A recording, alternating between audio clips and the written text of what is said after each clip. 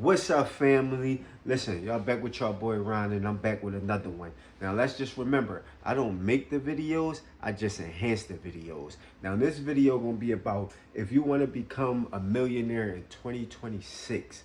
Now, once again, that millionaire word is like, unless you're a billionaire, then it's like, but let's just be better than we was in 2025 going into 2026. That's why I'm shooting these videos, to make us better than what we was in 2025, even though we still here in 2025. But I ain't gonna hold y'all up. Let's get into it. Becoming a millionaire is more common than you think. Last year, 1,000 new millionaires were being made every single day in the US. And you know what? Most of them were just regular people like you and me. So why am I talking to you about this? Not well, impossible, about 20 years ago, when I just Get that turned out your 18, head. I decided to take control of my finances and start making my own money because I didn't want to have my mom and dad support me anymore. After working several jobs and doing tons of research, I came up with a plan to make my first $1 million.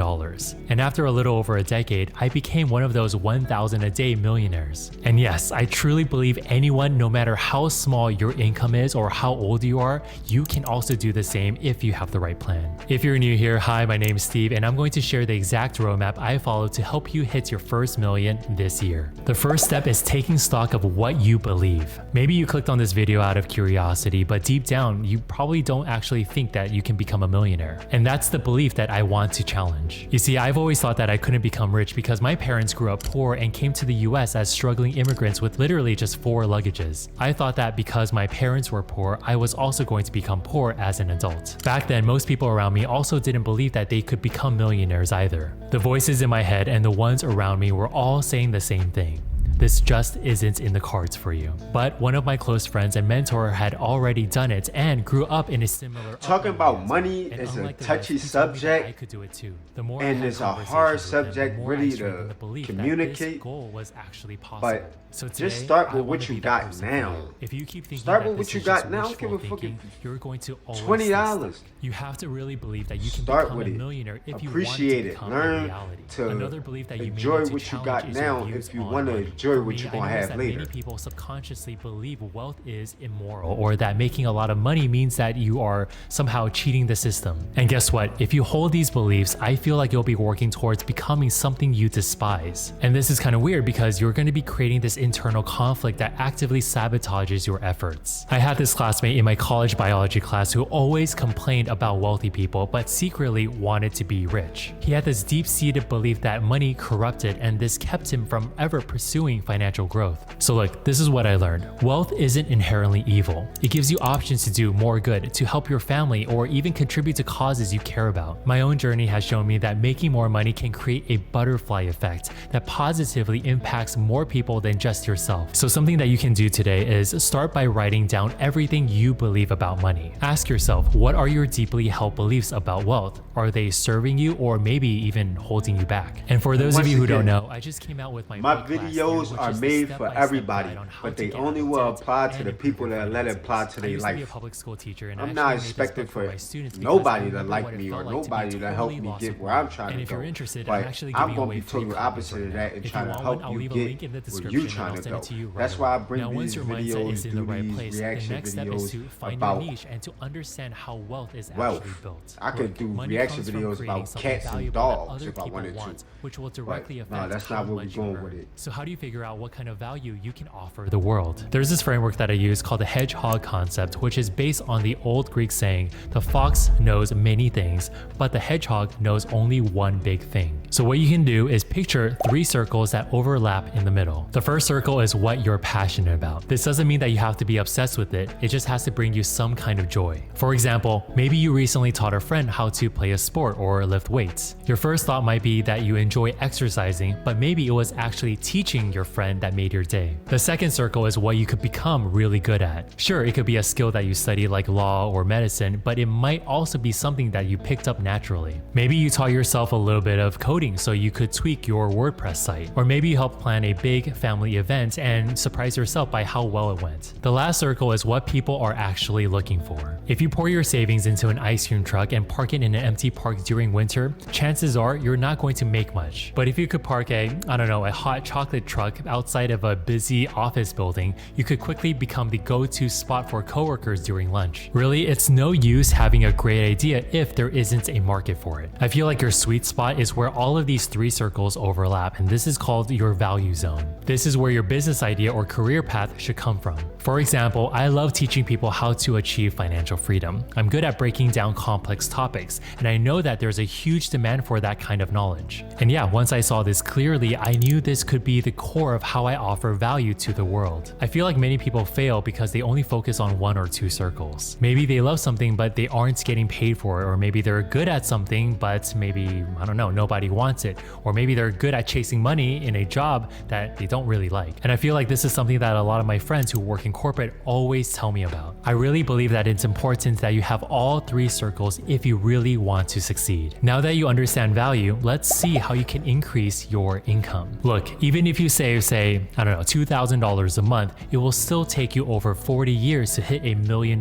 through savings alone. The idea of working a 9 to 5 and slowly increasing your wealth through the occasional salary increase won't get you your first million in a short amount of time. The best way to overcome this is to focus on just earning remember to more. be happy, First, family. you can increase your No current matter if you income, got whether you're $20 a highly to $1 skilled million. lawyer or working If you at ain't McDonald's, happy, the money there's ain't always a way worth to earn nothing. more. If you fall into the Just first be happy. category, So work job on your hopping health, can make a big work difference. I on recently just came loving across this yourself, article loving of others Janelle that Romero, who bring was you this joy in your employment circle, attorney and from just New be York happy. City, and she grew her income from $40,000 to $225,000 in just 6 years. So how did she do this? Well, she was really smart from jumping job to job. Besides the pay increases, she also said that her new role helped her build her new skills and gain unique industry experience. Back in my parents' day, I know that job hopping was kind of frowned upon. My dad raised me to believe that loyalty was pretty much everything. But the truth is, after 10 years of loyal service, the most that you might get is some sort of plaque and maybe a fancy watch that just ends up on a shelf. I believe that job hopping works well if you're in fields like software development, marketing, finance, or anything with high demand and transferable skills. So let's say that you're in sales. You can try speaking to your boss about starting a commission system. By doing this actually gives you more incentive to perform well, and it actually helps your company, your boss, boost their bottom line. And if you offer one-on-one services like I did when I was tutoring, you can see if you can turn that into a 2-on-1 or maybe a 3-on-1 or even a 20-on-1 setup. That way you can earn more without adding extra hours to your day.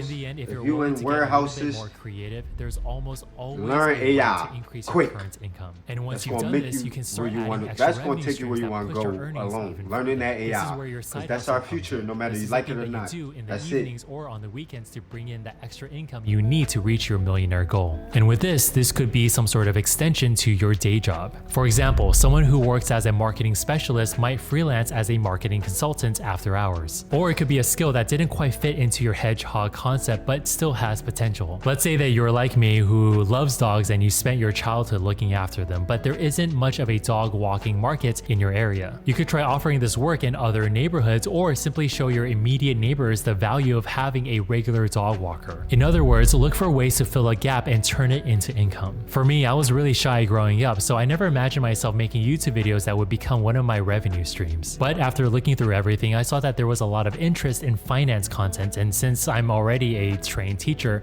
I pushed myself out of my comfort zone and started making videos. Similarly, if you can find ways to add value, you can also create a new revenue stream. Another great side hustle is starting your own business. And of course, there's always a chance it won't turn a profit. But if you're okay with the risk and if it takes off, it could give you a steady stream of extra income that can help you become a millionaire. And really, the best ideas might be right in your own backyard. Pay attention to what your community needs and see if you can fill that gap. Step 4, manage your money well.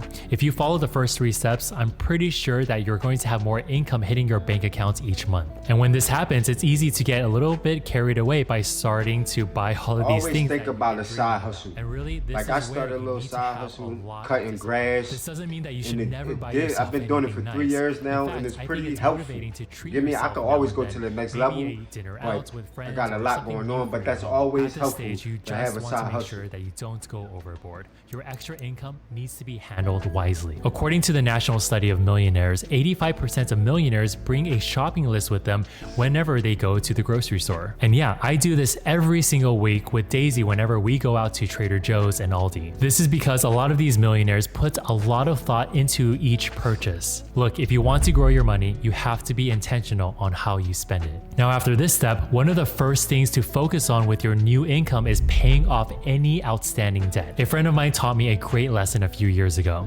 He was juggling several debts he couldn't pay off at once, but he was serious about becoming debt-free so he could start building wealth. So what did he do? Well, he actually started by going through his bank statements and looking at all his recurring payments. Pretty quickly, he noticed that he was still paying for games that he no longer played and streaming services that he barely used. So he canceled all of those and he put that money towards his debt instead. He also automated all of his repayments and even called a few creditors to negotiate better payment terms. And you know what? By the end of that year, he was completely debt-free. Now, if you made it through all of these steps, the last one, and arguably the most important, is to invest your new earnings. Look, I've said this many times, but leaving your money in a low-interest bank account like Chase, Wells Fargo, or Bank of America, it's not going to help it grow. What you need to do instead is have your money start working for you. When it comes to investing, time is actually your biggest ally, so you don't want to put it off. So yeah, let me give you an example. Say that you invest $5,000 per year consistently and earn an average return of, say, 8% starting at the age of 25.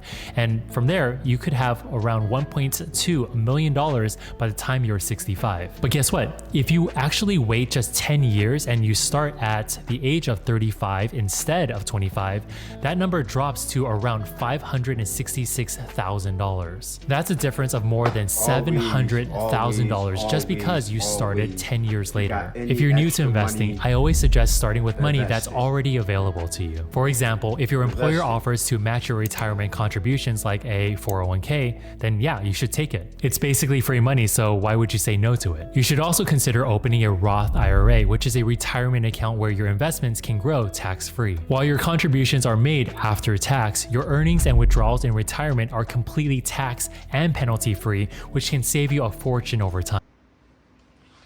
Alright, y'all, that's gonna be our video. Remember, I don't make the videos, I just enhance the videos. Now, once again, I'm gonna always bring these videos, it's just what it is. Right now, I'm only getting about 1 or 2 likes, but that's great for me, because it's better than nothing.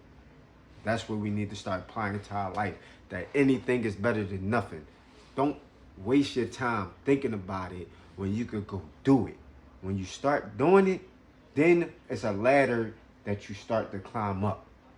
You get me? If you never get on the ladder, you're never gonna be able to climb up the ladder. Once you enter that ladder, then there's steps that you take to get to the top.